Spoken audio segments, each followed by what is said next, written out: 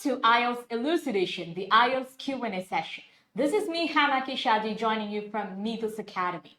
Yes, tonight we've come again with another Elucidation Live. We'll be answering all your questions tonight. And I saw so many questions from so many of you under the Facebook post we posted a few days ago. You've asked different types of questions. And I'm so happy that you've asked different types of questions. You all have different types of doubts and you want answers for different types of questions. And I'm so happy for all of you. And we're so happy that we have all of you with us. And we're so happy that we are here to help you with anything that you need related to your academics. But before that, let me see who will have joined. Before we delve into the questions, let me see who will have joined. Good evening, everyone, once again. How are you all doing? How was your day? Did you all have a fun day or a fantastic day or a cool day? What kind of day did you all have? Would you like to know what kind of day I had? I had a fun day. It was an exciting day, I would say, because I was super excited to meet you all in IELTS Elucidation Live. So my day was really exciting and I was waiting to see you all tonight. So how was your day? Was it a hectic day? Today is a working day. So tell me, was it a hectic day? Okay, and I really appreciate your efforts in writing and posting questions under the Facebook post we posted. So many of you have actually posted questions, and those questions are all really good questions. And I will be answering all of those questions tonight. Some of you were new, some of you have asked questions even before, and I'm happy to see all of you, those who have asked questions before and the new students. I'm happy to see all of you here, and we'll be there with you for any questions you have and for any concerns you have. We love helping you. We love being with you. So, shall we begin? Shall we begin answering the questions for the night? Yes. The first question is asked by Harsha R. The question is, explain the procedure for agree-disagree type of question. I think by procedure, she meant the format of agree-disagree question. So I'll be explaining the procedure, not the procedure, the format of agree-disagree essay. I think she meant how to write agree-disagree essay. So agree-disagree essay is an opinion essay, right? You have to express your opinion there. So you can use the words like I think, I believe, and all of those usages can be used. And you have to express your opinion in those types of essays. And like all the other essays, it needs to have 3 parts: introduction, body, and conclusion. For introduction, let's have a look at introduction first. What all things are needed for introduction? For introduction, first thing that you would do is paraphrasing the question. You have to paraphrase the question given to you. And now comes the question, what's paraphrasing? Paraphrasing is writing a question using different words. Writing the question, expressing the question using different words. So that is called as paraphrasing. So you have to paraphrase the question first. Once you're done paraphrasing the question, Deepa Saji, good evening. Nice to see you here. Once you're done paraphrasing, that means writing the question using different words. Like you would say, when the teacher, so I can give you an example for paraphrasing. When you're in the class and after explaining a particular concept, the teacher would ask you to repeat it. And then when the teacher asks you to say that concept she explained, you would explain it using different words, right? Our words wouldn't be the same as the words that teacher used. We use our own words and we explain it in our own words. That is one type of paraphrasing. That is called as paraphrasing. So you have to paraphrase the question using different methods. There are different methods in which you can paraphrase. If you want to know about it, we'll do a separate video on that. We'll do a separate live on that, on different ways in which, I think we've done one on different ways in which we can, you can paraphrase. You can paraphrase by changing the word order. You can change the word form. You can actually change the, you can make the first clause to the last clause and the last clause in the place of first clause, and you can paraphrase like that. There's different ways in which you can paraphrase. I think we've done a session on it if we haven't, and if you think you need a session on that, we'll definitely definitely be doing a session on that. You just have to let us know about it. So once you're done with paraphrasing, you go for the thesis statement. Thesis statement is where you're actually answering the question in 1 or 2 sentences. So the question is, do you agree or disagree? So you're saying, I agree with the statement that, and you explain it. You're answering the question there in 1 sentence or 2 sentences. And by that, you're done answering. And if you want to write the points that you'll be explaining in the body paragraph in 1 or 2 words in the introduction, you can write it, so that it would act like an index for the whole essay. Okay, if you want, you can write it in 1 word. For example, if you're planning to talk about the reasons for pollution. Okay, the first reason that you want to talk about is industrialization. The other reason that you want to talk about is deforestation. So you would mention these 2 things in the introduction. If you want, you can mention these 2 things in the introduction. So now I just said an example from a recent question, but imagine the question is like that. What I wanted to tell you was that you can explain the points that you're planning to explain in the body paragraph in 1 word in the introduction. Is it clear? Okay, that's how you write your introduction. This is a topic that has to be explained in detail, but I am giving you an overall idea about this so that you get some idea about it, and that student Harsha, you can get an idea about how to answer. You can get a format, an idea about the format of agree disagree essay. Okay, you'll get an overall idea. If you actually wanna learn the steps and the ways in which it has to be written, then it takes a whole session. So I'm answering it in a very I'm answering it in a very small way so that you can understand it and you can get an idea about this. All right.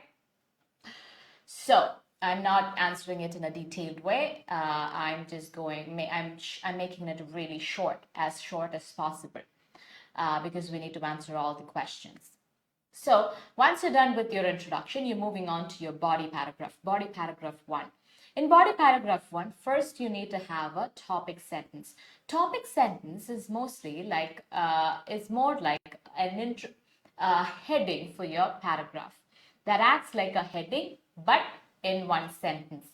So you're explaining you're just mentioning what you would be explaining in that paragraph in your topic sentence.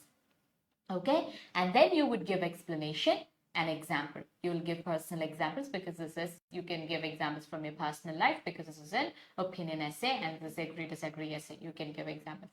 Then you can move on to body paragraph 2. There you're expressing the second point, second reason for why you're agreeing with it. Okay, or why you're disagreeing with it, the second point. And topic sentence where you will explain that your point in 1 sentence, which should act like a heading. It's more like, I would like to call it a heading in 1 sentence. That's what topic sentence is all about. It should act like what you're explaining, what you'd be explaining in that paragraph. It should act as a heading for what you would be explaining in that paragraph. Okay, and then you give some explanation, example. Again, personal example. Okay, 1 explanation and example. Then you will go to conclusion. You'll write in conclusion and you conclude the essay. This is how you write agree disagree essay.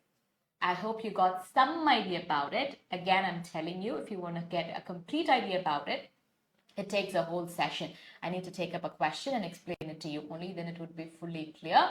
If you want me to do that, just let me know in the comments. I'll do that in the next IELTS elucidation live for sure.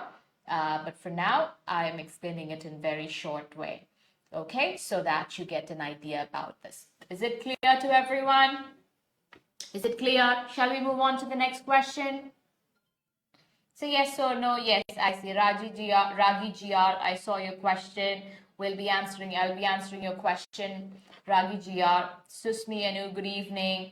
Achunidin, good evening. Vrinta,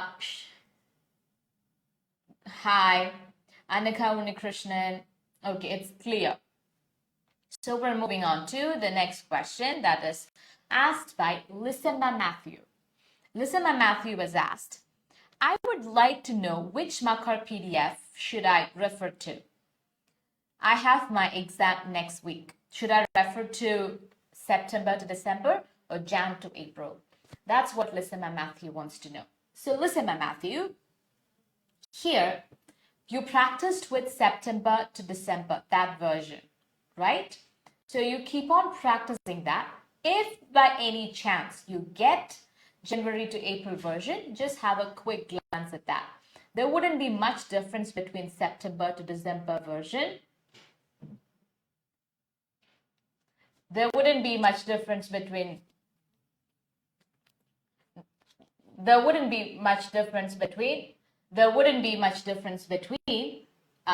September to December version and January to April version. Okay, there wouldn't be much difference. There would be teeny weeny differences, but that wouldn't affect your scores. So you can keep on practicing your September to December version. Practice it very well. That if you get January version, you can just take a quick glance at it and you can go for your test. If you don't get it, and don't worry about it, you will still be able to score good scores with September to December version book. All right? Okay. So is it clear? I hope it's clear, Lissima Matthew. Lissima Matthew, if you're here, I hope it's clear. If you want me to explain that further anymore, if you want me to explain it more, then you can just let me know in the comments, okay? Ansi Korean, in case we get a question for writing where we don't have any idea about the topic, but we need to write about it, then what should be done? Ansi Korean has a question. Ansi has a question. Ma'am, in case we get a question for writing where we don't have any idea about the topic, but we need to write about it, then what should be done? This is a very good question. So what I would say is there shouldn't be a time where you do not have an idea for a question. You should always have an answer for your question. You should, during your practice session, you should practice in such a way that you have answer for any question that would be asked. Okay, you will have answer for any question that would be asked. That's how you have to practice. That is the first thing that you have to do. But if in case you went to the examination hall and you got a question that you were not getting an idea, what you can do is try to relate that question to your life. Okay, take that question to your life, connect it to your life, and think about it from your personal perspective. Okay, so for example, imagine you got a question about globalization. So the question wouldn't be about globalization as such, what's globalization. The question wouldn't be like, what's globalization? They would give you some explanation and then they would ask the question. So the question is about globalization. So think about globalization in detail. What is globalization? Globalization is this, and all the countries becoming one, the whole nation, the whole world becoming one. Okay, so, and what are the effects of it? How does it affect me? How does globalization affect me? Because of globalization, I'm able to buy things from different countries. So connect it to your life and think from your own perspective, and you might get an idea that way. Or read the question 4 to 5 times again and again, and then you might get some idea for it. So these are the things that you can do in the examination hall if you find some question is really difficult and you're not getting an idea. But make sure such a situation will not happen, for which you have to practice under a very good trainer. You have to practice using a lot of materials and you have to practice so many questions. Okay, is it clear? Did I answer your question? Do you want me to explain more, Ansi? If you want me to explain more, I'll explain more on that. If I answered your question, just let me know in the comment. All right. Next question is asked by Ashpati Mohan. The question is, what are the speaking questions for IELTS General? So, there are no questions as such for speaking general. For academic and general, the speaking questions are the same. But sometimes chances are there is a slight chance that general students may get questions related to house, home, house or home, work, family, those general topics. There is a slight chance that general students may get questions like that. but I cannot give you an assurance that you will get such questions. So I would say you should practice all the questions available for speaking, and then go for the exam so that you wouldn't be in trouble. So make sure you practice all the questions, make sure you're equipped to answer all the types of questions, and you will be able to answer all types of questions. All right? And then go to the examination hall. Don't focus on these types of questions alone, like the questions related to home, house. If you want to practice those questions once or twice, you can do that. But make sure you practice all the questions. All right? All the questions for speaking. And go to your examination hall. Okay? And go for your exam. Okay. Is it clear? Ashwati Mohan, if you're here, just let me know if it's clear or not.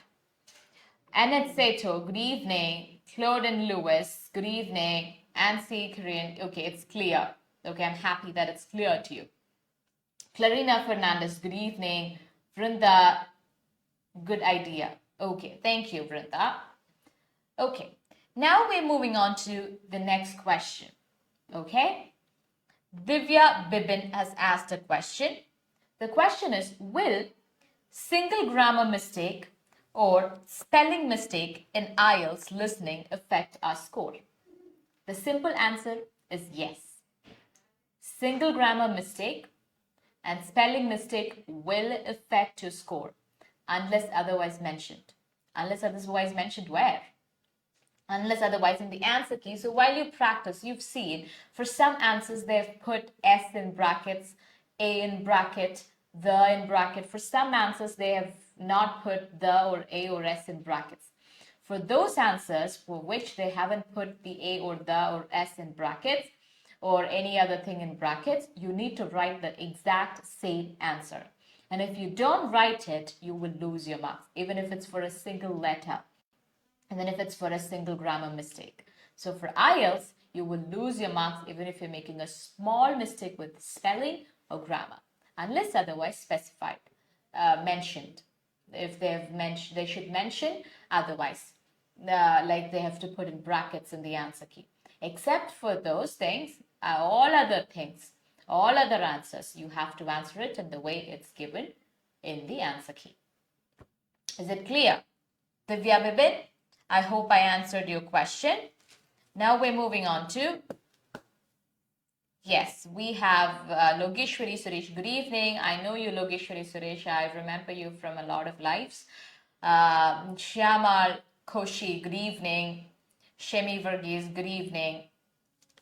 Good evening, everyone, once again. So now the next question is asked by Riza R. Daniel. List of headings in reading module, that is match the heading, is really hard for me, and asked for some reading tips. Bindu Binoy has asked, I'm not able to finish reading passage on time. How can I improve it? So there are two questions related to reading. The first question is about list of headings. I've answered this question in the previous IELTS elucidation live, but I'll repeat it for Riza R. Daniel. I hope you're in the live. If you're in the live, just let me know. This is for you. I'm explaining this for you, Riza or Daniel. So you have matched the heading question. When you have matched the heading question, what you have to do is you have two options. Either you can start by the paragraphs or you can start by the headings. First, let's see how we can do it by starting by the headings. During the skimming time, that's the 5 minutes, what you have to do is 5 minutes is our skimming time. You all know skimming and scanning method, right? We've explained it in the last IELTS elucidation live, I guess. Those who haven't watched it, go watch it. You'll be able to see it there. So we've explained all these things. We've done an elaborate explanation on the reading module. Okay, I've given a lot of tips on reading module and I've mentioned a lot of things about reading in the last IELTS elucidation live, but I'll repeat some of them in this live, a very few of them in this live. Okay, so for those of you who want to watch it, can go and watch the previous IELTS elucidation live so that you would get more tips related for your, more tips for your reading module. So here what you do is, first you read, during the skimming time, you read your headings, underline the keywords. And if you find similar headings, you'll write the difference between those two on the left or the right side of the headings. Okay? Because most of the times, match the headings become difficult because there's usually more headings than the passages or paragraphs. There are some headings are similar and very confusing. And sometimes you don't understand some words in the heading, and that affects the comprehension of the paragraph, and matching that affects your ability to match the heading with the paragraph. So such things often happen. These are the reasons why match the heading questions are really really tough for a lot of students. So if you find two headings similar, write what makes them different. What is that one feature that you can find that makes them different, and write it beside that heading. And then come back to the paragraph. Read the first paragraph. Give more attention to the first two sentences and the last two sentences, because the gist of the paragraph would be in the first two sentences and the last two sentences. Doesn't mean you shouldn't read the middle sentences. You should read it. You should read them quickly. But you should give more focus to the first two sentences and the last two sentences of the paragraph. And when you go back to the headings and see if something matches it. If you can find a heading that matches that paragraph, strike it off and note it. Then, or if you couldn't find one that matching the paragraph, then move on to the next one. Go to the next paragraph, do the same. This is one way in which you can do it. Another way is you can start with the paragraph. You can read the paragraph first before reading the headings, and you can find a heading of your own. You can write on top of it, and then you can come to the headings. You can read it and find a heading that matches the heading that you made. Okay? Again, when you're reading the paragraph, give more attention to the first two sentences and the last two sentences, and read the middle sentences too, the sentences in the middle. Is it clear? This is how you can do your match the headings question. Is it clear? Is it clear to everyone? Okay, that's how you do it. Some reading tips. Reading tips, I'll tell some tips to do your reading quickly or as fast as you can. I have mentioned some tips in the previous live. I'll repeat few of them, and I'll give you some tips to do it really quick. Okay, thank you, Logeshwari, for your compliment. I appreciate your effort in typing in that comment. So we were talking about reading tips. I'm not able to finish reading passage on time. How can I improve it? Asked by Bindu Binoy. Can you please maps and MCQs in listening module? Yes, I'll give you tips on maps and MCQs in listening module.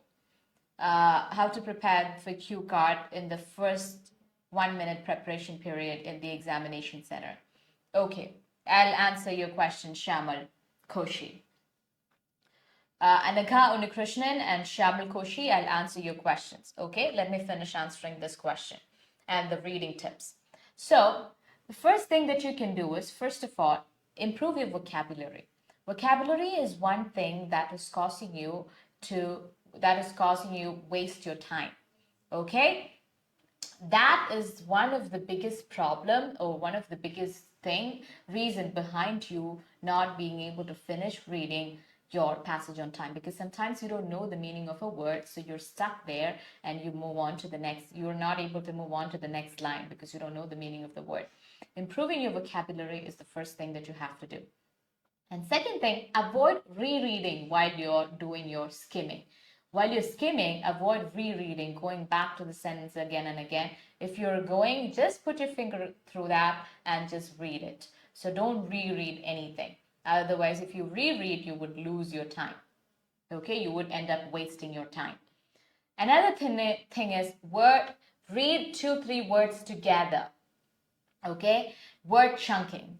So chunking. That's the method. That's the name of the method. I think you remember it from the previous slide.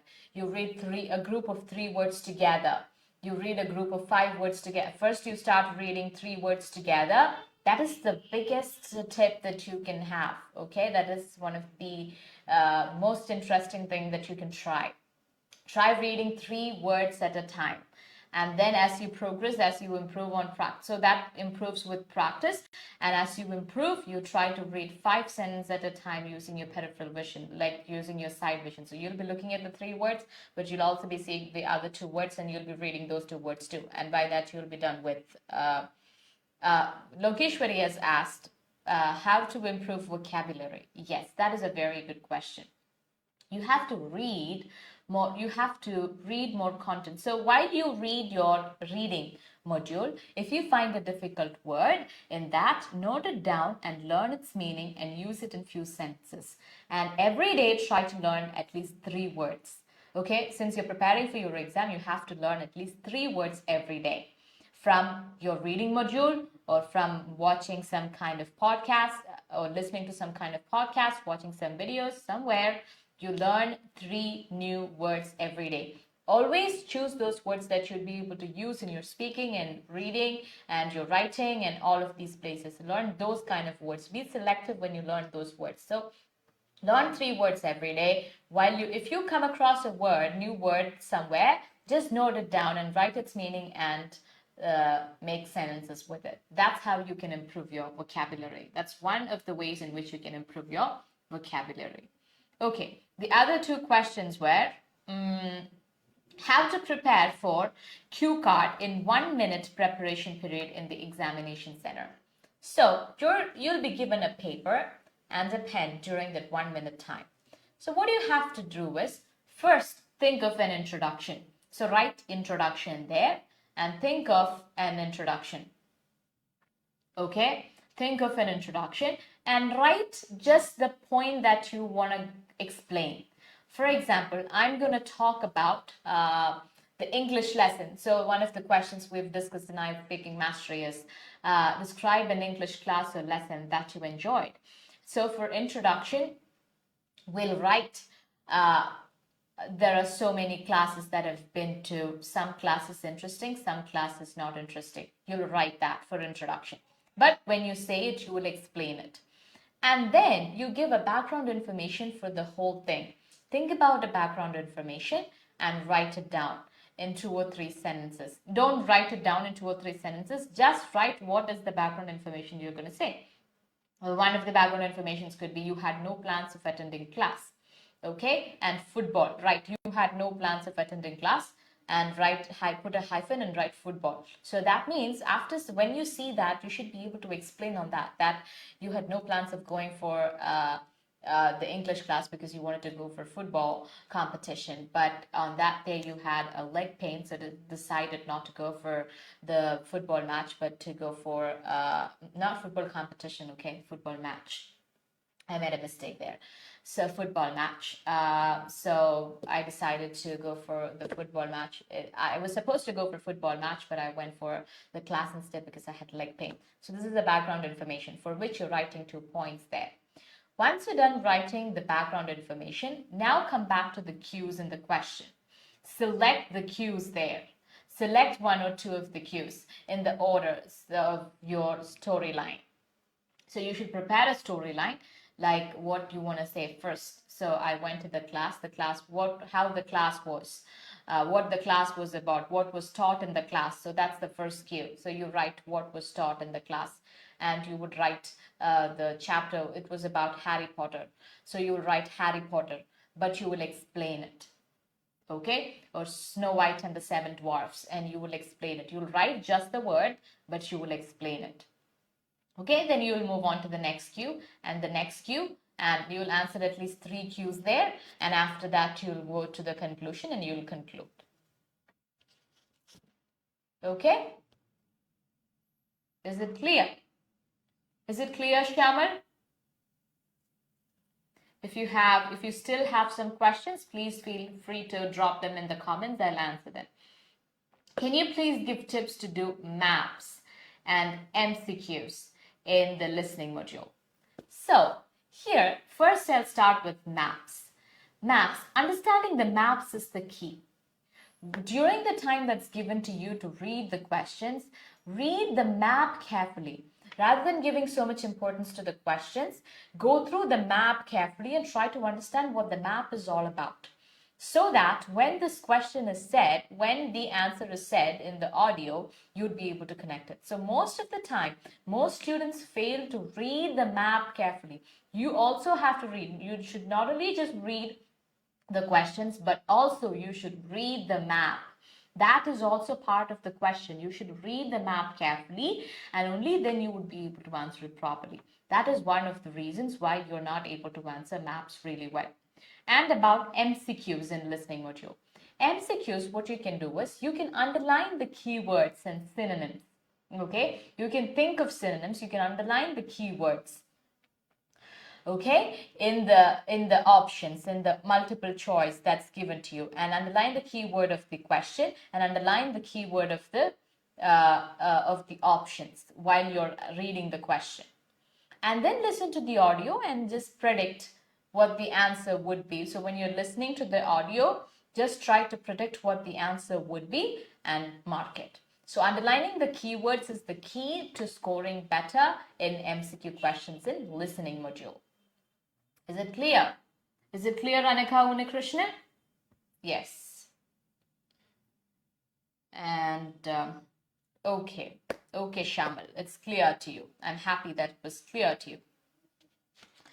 And now we have another question asked by Divya Divs. Divya Divs has asked how to use active and passive voice in a sentence correctly. Okay, one thing, you shouldn't use anything that you're unsure about. You should only use those things that you're very sure about in your exam. This student is asked how to use it correctly. So it is a vast topic, but I'll give you a basic idea about what this is and how it's written and how it's made. Okay, I'll give you a basic idea, but that idea is not enough for you to make a sentence from active voice to passive voice. And if you know to convert a sentence from active voice to passive voice, that would be very much useful for your paraphrasing. But always remember, there is always a few other methods in which you can paraphrase. So why waste time on something that you do not know when you have so many different methods in which you can paraphrase a question? That's my first question. But if you really want to learn it, you can learn it. But I'll give you a basic idea about what active or passive voice is. So I've made a slide on it and I'll explain it with the help of a slide. And I'll show the slide on the screen now. Okay, you'll be able to see the slide on the screen now about active and passive voice. You'll be able to see I'll show the slide on the screen now. So active and passive voice. This is for Divya Divs. Okay, Anika, I'm happy that you understood what I said. So again, do it only if you are sure about its usage. Otherwise, don't go for it, okay? For paraphrasing, you have so many other methods. You can try those methods and you would still get marks for it. But if you try a method and if it goes wrong, you would lose your marks. Yes, you're able to see it on the screen. Active and passive voice. Active voice, the structure of active voices, subject plus verb plus object. What is subject? Subject is doer of the action. Verb is the action, and there's other meanings for verb, but for now just remember action. And then object. Object is the receiver of the action. But when it comes to passive voice, when you change a sentence from active voice to passive voice, the object comes in the place of subject. Okay? And you need an auxiliary verb plus V3 form of the verb. That is third form of the verb. So eat, ate, eaten. Here the third form is eaten. So you need the third form of the verb, that is past participle. that is V3 form of the verb, plus by subject. By subject. I think you can see it on the screen. The second line, the third line. Okay? Now, an example. Rita wrote a letter. Here, Rita is the subject, wrote is the verb, letter is the object. Rita wrote a letter. A letter is the object. Now, when it comes to the passive voice, when you change it into passive voice, it becomes a letter was written, because wrote is in past tense, so we're going to put a past tense, an auxiliary verb. So a letter becomes our subject, was an auxiliary verb, written V3 form of the verb, by Rita, by the subject, by plus subject. So this is how we write the passive voice. This is a basic idea of active voice and passive voice. This is a vast subject that takes maybe minimum of 1 hour to explain it completely and teach a student the whole thing. If you want to know about it, just kindly let us know. We'll definitely help you with that. Okay, but for now, I would say you shouldn't waste too much time on such things that you're not sure about, because you have so many other ways in which you can paraphrase a question. An active and passive voice can be used in paraphrasing mainly. Okay, there are other places where you can use it in speaking, but again, only if you're so sure about it. Don't try anything that you're unsure about. Okay? Okay. Let's move on to the next question. Next question is asked by Zamrin Zara. Can you share some connectors for writing to improve your score? Okay. Can you share some connectors for writing to improve score? Again, talking about connectors. Connectors are very important in your writing. But overusing them can actually cause you to lose your marks. So use them wisely and try to learn not more than 3 connectors, not more than 3 connectors a day. Don't learn more than 3 connectors alone, because you wouldn't be able to remember it and you wouldn't be able to use it. When you learn a connector, try to use them in a sentence, use it in a sentence, and try to learn how to actually use it and the rules for using that particular connector. Learn it that way and learn not more than 3 connectors every day. Okay, don't learn more than 3 connectors every day. Just to the maximum 3 connectors. Don't learn more than that. So today I've brought few connectors for you to learn. I'll read the connectors and I'll read them in sentences so that you can understand it fully. Okay. The first connector is on the contrary. So I've put it in a sentence. It is evident that opportunities in the sales sector decreased in both the towns. In contrast, or on the contrary, manufacturing turned out to be the promising sector of employment. So here, on contrast is used to express 2 different ideas. The first idea was opportunities in the sales sector decreased in both the towns. Opportunities in the sales sector decreased. On the contrary, sales sector decreased, but manufacturing turned out to be promising sector of employment. 2 contrasting things, 2 opposite things. When you're talking about 2 opposite things, you can use on the contrary. Is it clear? Although the number of underweight men decreased in 2004, the numbers went up and touched 23% in 2009. So you can use it at the beginning of sentence, but you can use though at the end of a sentence, but you cannot use although at the end of a sentence. So the number of underweight men decreased in 2004, the numbers went up and touched 23% in 2009, though. Okay?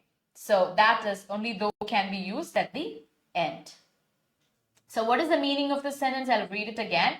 Though or although the number of underweight men decreased in 2004, though it decreased, the numbers went up and touched 23% in 2009. even though or although they all have the same meaning. Even though it decreased in 2004, the numbers went up and touched 23% in 2009. Though there was such a situation, even with that, there was an increase. Okay, the numbers went up and touched in 2009. Okay, that's what that connector is about. Then let's look at the last connector or linking word. On the other hand, so this is when you've already talked about something and you want to talk about something else, something different. Okay, on the other hand, you're telling about one idea, and on the other hand, you can use it for your discussion essays. On the other hand, law, engineering, and IT sectors in which employment rates were comparatively lower promised a handsome pay package. So there should have been some other information before. There was some other information that was discussed, and this is something different than that. So when you're expressing something different than what you've discussed before, then it becomes on the other hand. Okay, you can use on the other hand. Is it clear? Is it clear? Zamrin, Zara? Okay. Now the next question is asked by Divya Bibin. Can you please explain in writing tasks they need more complex sentences? Yes, this is a question that has to be explained in detail. The question is, I'll repeat the question. Can you please explain in writing tasks they need more complex sentences? That is the question. For this question, I really do have a lot to explain to you. You know about the 4 assessment criteria. Okay, task achievement, lexical resource, grammatical range and accuracy, and all of those kind of things. Okay, cohesion and coherence. These are the 4 assessment criteria for writing, under which the explanation for grammatical range and accuracy has to be read. There, they're specifically telling about simple, compound, and complex sentences. If we read it, we'll be able to understand whether we need more complex sentences or not to get good scores. I'll take you. So these are the 4 assessment criteria. That means these are the criteria on the basis of which you will be marked. Your marks will be on the basis of this. Task response or task achievement. Task response for task 2 and task achievement for task 1. Cohesion and coherence, lexical resource. We're not looking at any of the 3 criteria, but we're going to have a look at grammatical range and accuracy. We'll read it. Grammatical range and accuracy. Grammatical range and accuracy. This criterion refers to the range and accurate use of candidates' grammatical resource via candidates' writing at sentence level. Okay? That part is not what I want to explain. The grammatical range and accuracy criterion assesses the range and appropriacy of structures used in a given response. Example, simple, compound, and complex sentences. That means your essay should be a perfect blend of simple, compound, and complex sentences. You should have used the range and appropriacy. Appropriately, you have to use it appropriately. Range and appropriacy of the structures used. The range, you have to use it. And at the same time, it has to be in the appropriate place. It has to be in the right place and right way. Okay, so you need to use simple sentences, compound sentences, and complex sentences as the essay demands. All right, it's not like you have to use complex sentences alone. Okay, the accuracy of simple, compound, and complex sentences. When you're using these sentences have to be accurate. The way in which you've put it, there shouldn't be any grammatical error in the way you've formed those sentences. It has to be accurate. The density and communicative effect of grammatical errors, the accurate and appropriate use of punctuation. That's not what I wanted to tell you about. I took the whole explanation of grammatical range and accuracy so that I'll tell you. So what they're trying to tell you is it has to be a perfect blend of simple, compound, and complex sentences that has to be used appropriately and accurately. So it's not like you should just stuff your essay with a lot of complex sentences. If you write so many complex sentences, you wouldn't get marks. But it has to be a perfect blend of these 3 structures. Okay, and that too appropriately and accurately. Is it clear, Divya Bibin? Divya Bibin, if you're here, Tell me if it's clear to you. Okay. We'll move on to the next question. Next question is asked by Ragi GR. Ragi, I saw you here. So if you're here, this is your question. This is the answer to the question. Idioms and phrasal verbs that can be commonly used in speaking. So for which I think I need to explain what an idiom is and what a phrasal verb is and what is the difference between these two. Okay, and then I'll give you 3 idioms tonight and 3 phrasal verbs. Okay. Idiom and phrasal verb. What's an idiom? An idiom is a phrase or expression that generally has non-literal meaning. The meaning cannot be directly understood by reading each word. So, few words would be written together. You will not be able to understand the meaning of those few words by trying to understand each meaning of each word. Okay, it has non-literal meaning. That's called as idiom. Collocation is very important when using idiomatic language, as the words you choose are just as important as the order they're spoken in. So if you're saying an idiom, collocation is important. Collocation means the order has to be the same as it's said, as it's usually said. For example, over the moon, and that's an idiom. You cannot, that means extremely happy or very happy. You cannot use it in a different way. The moon, over moon. No, you cannot say that. That's wrong. If you're using an idiom, then you have to use it with the proper usage. You have to use it correctly. Okay? Collocation is very important while using idiomatic language. That's what they've said. Example, over the moon, very happy. So now let's have a look at few idioms. To run in family. Qualities that are similar in family members. So if family members have similar qualities, that's what we say, like to run in family. That runs in my family. Cancer runs in my family. Oh, that was a very negative sentence. Excuse me. We're all good at math. It runs in my family. Okay, that's an example. Another, what kind of journals or books do we have to read daily to improve the writing module? Liti Manish, you can read different journals and books, but I would say for more than that, read academic books. Okay, read academic books or academic material. Focus on those kind of things than commercial stuff. So, or political stuff, because your writing has to be in an academic style. So read more academic materials. That's what you can do. But most importantly, read different writing templates. Different types of reading, not reading templates, writing templates. Read variety of writing templates, and that would actually, and read it very carefully. Underline each and every word, the keywords, the connectors, the usages and everything. And the use of complex sentences, compound sentences, simple sentences, everything, assess everything. Go through everything and just scrutinize everything. That's how you read it. You read it as if you're auditing that particular answer. So you go through each and every aspect of it. So read it like that. You read writing templates like that, but you focus more on academic materials, academic journals and books. All right? I hope that answers your question, Liti Manish. Okay. Then, like a kid in a candy store. That's an interesting idiom, right? Like a kid in a candy store.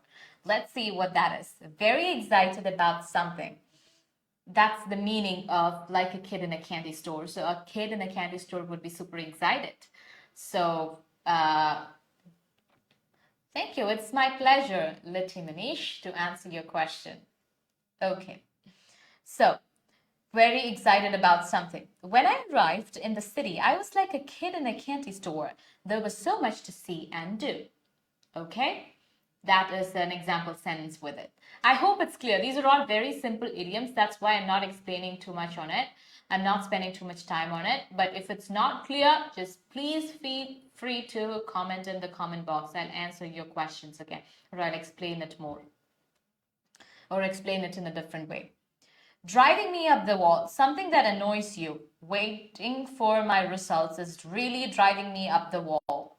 Okay, those are 3 idioms. If you want, you can make a note of it. You can write its meaning and you can write the sentence with it and try to make some sentences with it. And if you want, you can send it to me in the comments. You can write it in the comments. I'll read it. If there is any correction, I'll correct it. So you can note down these idioms and make sentences with it and try to use them in your speaking.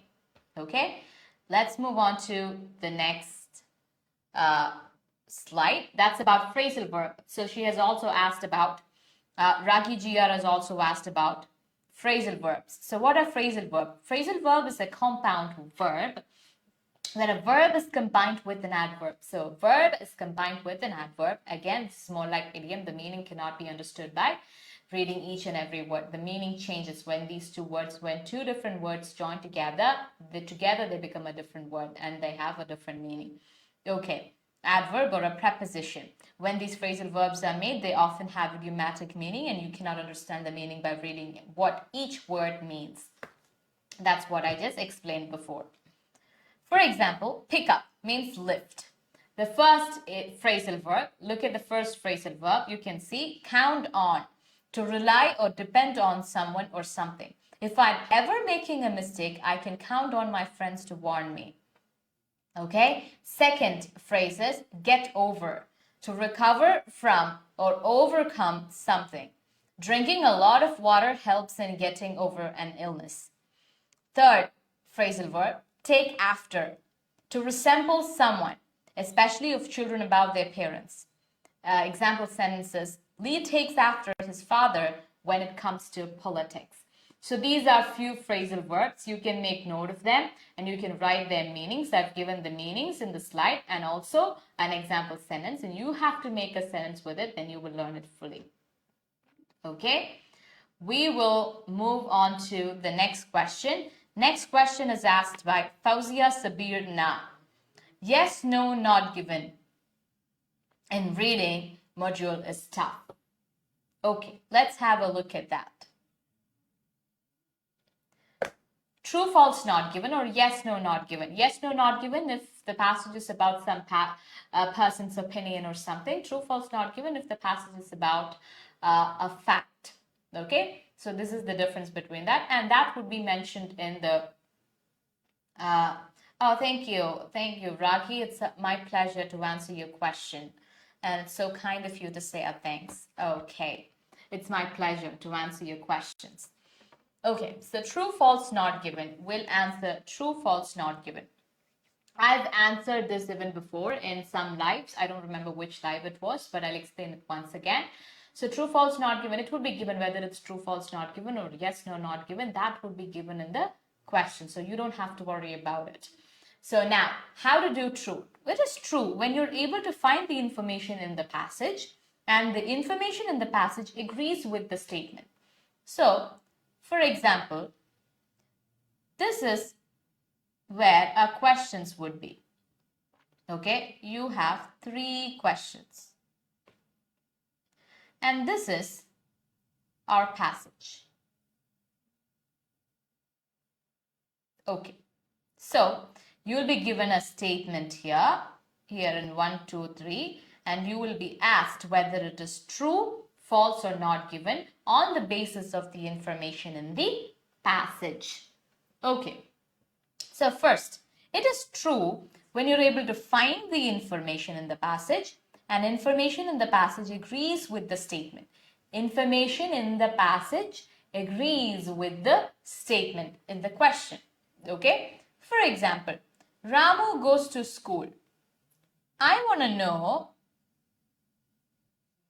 Ramu goes to school. I want to know whether it's true, false, or not given. So I'll go to the passage. This is my passage. And I will ask my passage whether it is true, false, or not given. And I could find the information somewhere here that says Ramu goes to school. Then I understand it is true. I'm able to find the information and the information agrees with the statement. So it is true. So the statement is true.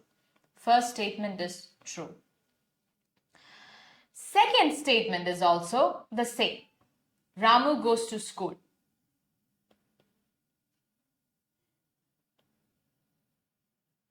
Okay, Ramu goes to school. Second statement is the same. Ramu goes to school. So, I'm going through the passage, okay, trying to find out information. And what I saw was Ramu does not go to school. This information contradicts the statement, right? You see what is the definition of false? False information given in the passage is contradicting. The information given in the passage contradicts what's given in the question. Is it clear? Am I making myself clear to everyone? Say yes or no. Okay, so since it is contradicting or opposite information is given, it becomes false. Not given is when you cannot find the information in the passage. Okay, then it's not given. Obviously, it would be not given. Or the information in the passage is not enough to say whether the statement is true or false. That is, Ramu goes to school. The question is the same. Ramu goes to school. Question is the same. And I'm going through the passage to see if it's true, false, or not given. While I'm going through the passage, I found that Ramu goes to market. This is what is given in the passage. So when I look, what I can see is some information is given. Ramu is there, Ramu is there, goes is there, goes is there, two is there, two is there. But school and market, those areas are different. That area is different. The other areas are all the same, but that area is different. Okay, Ramu goes to market and Ramu goes to school. Here, some information is given, but that information is not enough to say whether it's true or false. Why? Because this information, Ramu goes to market. Imagine I'm saying it is true. Okay, I'm saying it is true. Then Ramu will come and tell you, hello, you're saying I go to school. I don't get time. I only go to market. I don't get time after that. I don't go to school. Okay? But imagine you said false. If you say false, Ramu will come and tell you, excuse me, I go to school after going to the market. How can you say I don't go to school? So we cannot say whether it's true or false. Okay, some information is given, that is right. But that information is not enough for us to say whether it's true or false. Then also we will write not given. Understanding this concept is very important in getting right answers in true, false, not given. If you don't understand the concept, you will not get marks for true, false, not given. You will make the answers wrong. You will get a lot of wrong answers. Okay, I'll give a sample. Try to do the sample. The statement, the question is, this is the question. This is the question. Coffee arrived in Europe after the 17th century. And the passage, what you see is, by the second half of the 17th century, coffee had found its way to Europe. Answer this question really quick. Answer this question really quick. All of you, you're able to see it on the screen now? Yes. Should I wait for your answers any longer?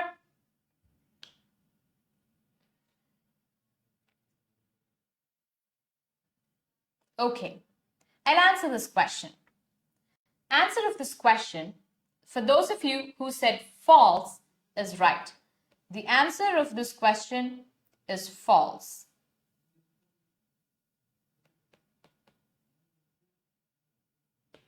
Answer of this question is false. Why? Because they're saying coffee arrived in Europe after 17th century. When I'm looking at the passage, what I can see is by the second half of 17th century. So what is the second half of 17th century? Let's say this is 17th century. This period is 17th century. That is 1601 to 1700. Okay, this is 17th century. By the second half of 17th century, so what is half? This is half, and this part is second half of 17th century.